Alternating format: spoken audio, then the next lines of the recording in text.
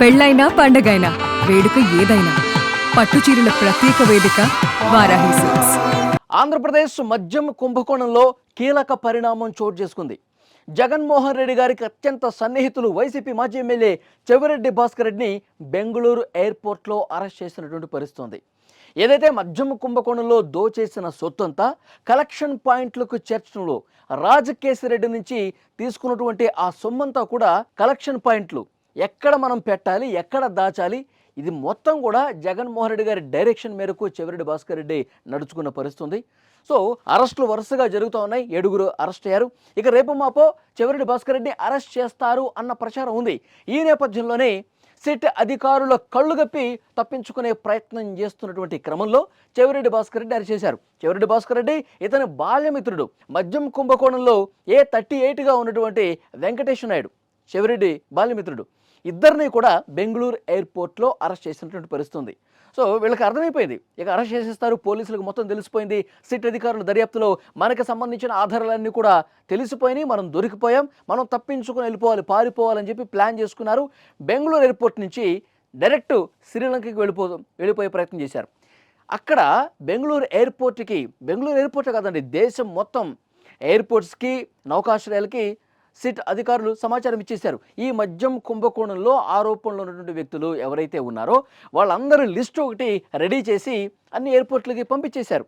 So Chevireddy Bhaskar Reddy అలాగే వెంకటేష్ నాయుడు వీళ్ళు పారిపోవడానికి బెంగళూరు ఎయిర్పోర్ట్కి వచ్చినప్పుడు అక్కడ ఉన్నటువంటి ఇమిగ్రేషన్ అధికారులు చూశారు లిస్టు. వీళ్ళు ఆ లుకౌట్ నోటీసుల జాబితాలో ఉన్నారు. వీళ్ళు వెంటనే ఆంధ్రప్రదేశ్ మద్యం కుంభకోణాన్ని దర్యాప్తు చేస్తున్నటువంటి సిట్ అధికారులకు ఇన్ఫర్మేషన్ ఇచ్చేశారు. ఆగమేఘాల మీద సిట్ అధికారులు బెంగళూరు ఎయిర్పోర్ట్కి వచ్చి అరెస్ట్ చేసి తరలించుకుపోతున్నటువంటి పరిస్థితి కనిపించింది. నేరుగా ఇప్పుడు ఆంధ్రప్రదేశ్కి తీసుకువెళ్తున్నారు. అయితే చెవిరెడ్డి భాస్కర్ రెడ్డి, వెంకటేశ్వర నాయుడు అసలు మద్యం కుంభకోణంలో ఏం చేశారు, జగన్మోహన్ రెడ్డి వీళ్ళకి ఎలాంటి టాస్క్ అప్పగించారు, ఇది ఒక్కసారి మనం మాట్లాడుకుంటే కనుక మద్యం ఆ కంపెనీలు ఏవైతే ఉన్నాయో డిస్టిలరీస్ సరఫరా కంపెనీలు, వీళ్ళ నుంచి ముడుపులు వసూలు చేసి దాదాపు 3,500 కోట్ల రూపాయలు వసూలు చేసే బాధ్యతని రాజకేశిరెడ్డికి అప్పగించారు జగన్మోహన్ రెడ్డి.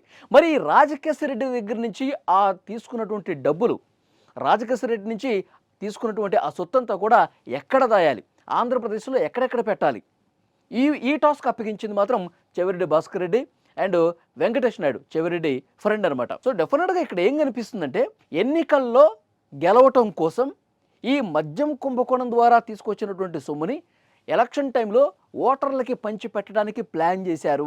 ఇది ప్రస్తుతం జరుగుతున్నటువంటి చర్చ. దానికి సంబంధించిన ఆధారాలన్నీ కూడా చెవిరెడ్డి భాస్కర్ రెడ్డి ఏం చేశాడు, వెంకటేష్ నాయుడు ఏం చేశాడు, ఇవన్నీ కూడా క్లియర్ కట్ ఆధారాలు సంపాదించింది సిట్టు. రాజకేశిరెడ్డి దగ్గరికి ఈ చెవిరెడ్డి భాస్కర్ రెడ్డి గన్మెన్లు కావచ్చు, పిఏలు కావచ్చు, తర్వాత అతని అసిస్టెంట్లు కావచ్చు, వీళ్ళందరినీ ఆఖరికి డ్రైవర్లతో సహా అందరినీ కూడా రాజకేశిరెడ్డి దగ్గరికి పంపించాడు. ఎందుకంటే మద్యం కుంభకోణంలో దోచిన సొమ్ము రాజకేశిరెడ్డి దగ్గర ఉంది కదా, హైదరాబాద్ కావచ్చు, బెంగళూరు కావచ్చు, ఇట్లా అక్కడికి పంపించేసి ఆ డబ్బునంతా అనేక మార్గాల్లో వాళ్ళ కార్లలో కావచ్చు, లేకపోతే వేరే వాళ్ళకి ఎలా వీలైతే అలా తీసుకొచ్చి జగన్మోహన్ రెడ్డి గారికి తాడేపల్లి ప్యాలెస్ ఉంది కదండి, ఆ ప్యాలెస్కి దగ్గరగా ఒక అపార్ట్మెంట్ని తీసుకున్నారు. అపార్ట్మెంట్లో కొన్ని రూములు తీసుకున్నారు. ఎలక్షన్ ముందు తీసుకున్న దాదాపు 500 కోట్ల రూపాయల వరకు ఆ అపార్ట్మెంట్లో ఉన్నటువంటి అద్దెకి తీసుకున్న రూముల్లో దాచేశారు. ఇది మొత్తం ఇతను ఫ్రెండ్ ఉన్నాడు కదండి వెంకటేష్ నాయుడు, సో అతనే ఈ బాధ్యత మొత్తం చూశాడనమాట. చెవిరెడ్డి ఏమో డైరెక్షన్ ఇస్తాడు, అక్కడ అన్ని కోట్లు ఉన్నాయి తీసుకురా, బెంగళూరు వెళ్ళు, రాజకేశిరెడ్డి దగ్గర ఒక 200 కోట్లు ఉన్నాయి, హైదరాబాద్ వెళ్ళు ఒక 100 కోట్లు ఉన్నాయి. సో ఇవన్నీ తీసుకొచ్చి తాడేపల్లి ప్యాలెస్కి సమీపంలో ఒక అపార్ట్మెంట్లో రూముల్లో పెట్టేశారు.